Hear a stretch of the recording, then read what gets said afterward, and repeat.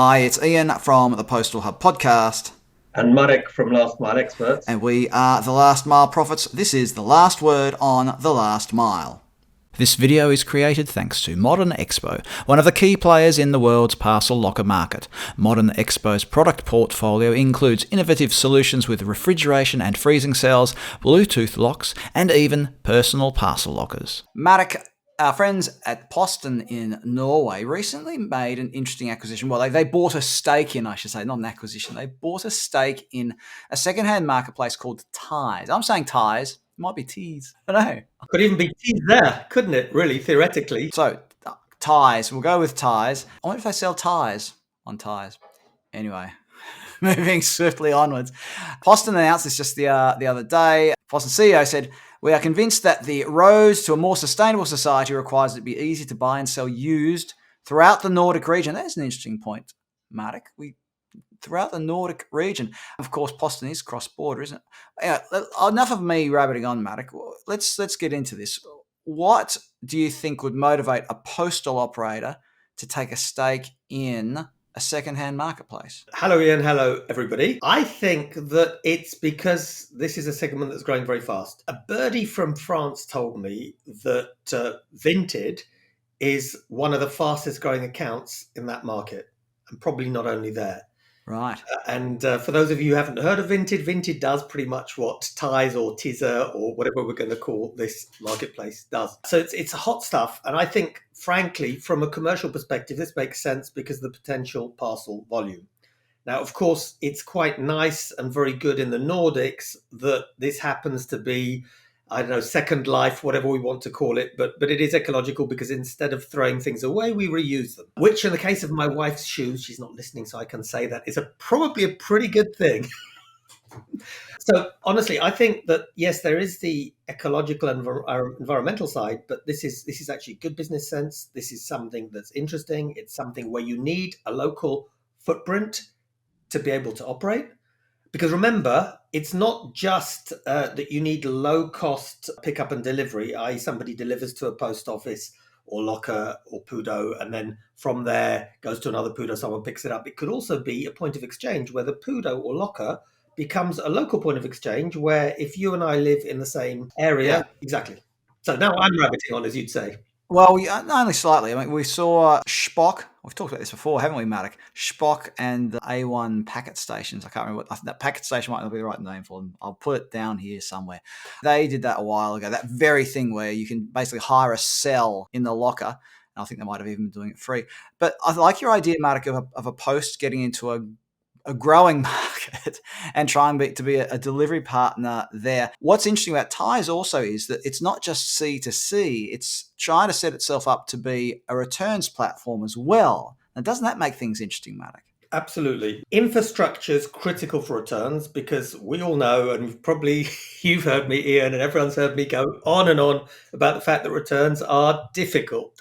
And therefore, having an infrastructure means that you have easy access, it's proximate, etc., for your return is great. And I'm not so sure that with Second Life, there would be so many returns, subject only to quality issues if someone's described the item wrongly. But yes, I mean, I actually see this more, Ian, as a step towards, getting into an e-commerce niche. But actually, at the end of the day, it's all about B2C e-commerce parcels, isn't it? Well, again, who's the master of the 2C delivery market? It's got to be the posts. I mean, they've been doing it since day one, unlike some of the commercial carriers, which really did focus on the profitable B2B segment. Marek, another of the investors in Tise was eBay. And eBay has... Now, someone's going to jump in the comments and tell me I'm wrong, but I seem to recall that one of eBay's shortcomings, in my opinion, was if there was a fraudulent item or a problem with an item, you were required to destroy the item. The buyer was required to destroy the item. You might recall there was a controversy a few years ago over a violin that was sold on eBay. Do you remember this, Marek? No.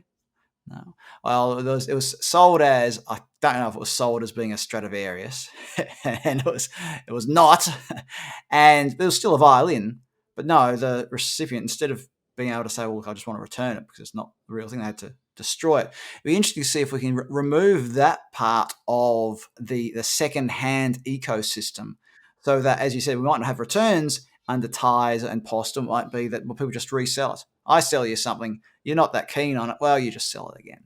And on and on. You know what, Ian, on that one, if something is counterfeit, because it's different if something is not quite as described, but if something is evidently counterfeit, I think that's a much more complicated story. And perhaps to protect other buyers in the future, those sort of items are destroyed, because probably it has limited musical value anyway. It was designed, I would imagine, to be a counterfeit Stradivarius rather than being a good piece of music. Proper musical instrument. I might have just diverted us off on an irrelevant tangent there, Marek. Let's return to something a little bit more relevant, which is the circular economy. This was something that was mentioned in Posten's press release, which was that they see this as being part of the circular economy.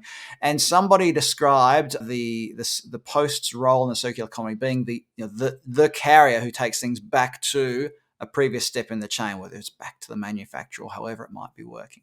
What do you think, Marek? Is this something that more posts should be thinking about, instead of just focusing on electric vehicles when it comes to their environmental sort of strategy, looking at how the post can be part of the circular economy? Do you know what, Ian? I think that historically that's what the post did do, because if you wanted to make a return parcel, generally you did have to take it to the post in the past. And I think it's most posts, if not all posts, do this. The thing is, I think we're now getting usurpers who are doing it more efficiently than the posts. So people, I would imagine, in the UK, like Collect Plus, or people like InPost in Poland, can actually do the job more efficiently, sometimes more. Now, this is wrong in English, isn't it? Customer centrically, but I think everyone knows what I want to say. It could be a word. Trick manner. Customer centrically. So I think it's really good they're doing it. I think it's smart. It's a growing sector. I will just say one thing, and because I think it is interesting that eBay is a co-investor. eBay, for me, lost the plot several years ago. There was a super innovative company. And I think it is relevant to what we're talking about, because they didn't develop the last mile. They didn't develop in the right directions. They completely failed in Poland because they underestimated a local player. So I think actually they've learned some things, because this is an acquisition rather than trying to go into the Nordic market alone. So from what I can understand, based on limited knowledge, eBay, good job this time. Well, Marek, I'll be interested to hear or read what everybody has to say on this. By the way, everybody, it's not your eyes going funny. My camera just died. And so we've had to switch to the webcam. All of you are just sort of checking your prescription. No, it's all right. It's the camera that's changed. So comment below. What do you think? Has Posten done a good thing? Is this part of the circular economy future? What is the role of the secondhand marketplace moving forward? Is it just a European thing? Will we see it in other markets? Comment below. Thanks for watching this video on YouTube. Remember to hit like, subscribe, and the notifications bell. We want to reach 1,000 subscribers, so please help us hit the subscribe button, and you'll help us reach that magical milestone. Marek, Różycki, thanks for being part of the Last Mile Profits today. Thank you, Ian. Thank you, everybody.